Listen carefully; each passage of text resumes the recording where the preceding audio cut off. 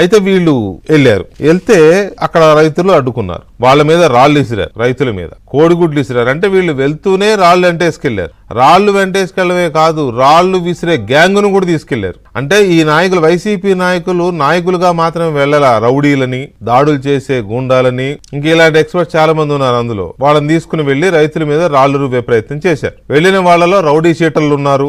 అయినా సరే రైతుల్ని గూండాలంటాడు అంబటి రాంబాబు గారు. రైతులు గుండాల్లా మా మీద దాడి చేశారంటాడు ఇంకొక నాయకుడు. దాడి చేసింది వీళ్ళు, అడ్డుకోబోయిన పోలీసులను కొట్టింది వీళ్ళు. ఒక పోలీస్ స్పృహ తప్పిపోయాడు వీళ్ళ దెబ్బలకి. రివర్స్ లో వీళ్లే మళ్ళీ టీడీపీ వాళ్లే పోలీసులు కొట్టారంటారు. ఎవడన్నా అధికారంలో ఉన్న వాళ్ళు పోలీసులు కొట్టుకుంటారా?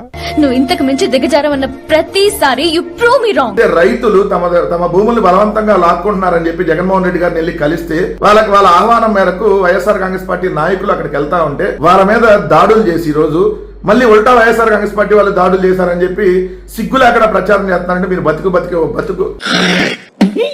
అక్కడ రాళ్లు పట్టుకొని దాడులు చేయడానికి వచ్చినటువంటి మణిమాల నాగరాజు టీడీపీ మట్టి mafia leader, Rayapati Kiran TNSF అధ్యక్షుడు, పెంచలయ్య టీడీపీ నాయకుడు, దాసరి కృష్ణ తాడేపల్లి టీడీపీ నాయకులు, ఇలా మొత్తం రౌడీల్ని గోండాల్ని మీరు అక్కడ దించి అమరావతి ప్రాంతంలో ఎవరూ రాకూడదు, అమరావతి అన్న మీ అయ్యే జాగిరా లేదంటే చంద్రబాబు నాయుడు జాగిరా రాకూడదు అనడానికి ఏ పదంతో మాట్లాడాలో కూడా నాకు అర్థం కావట్లా.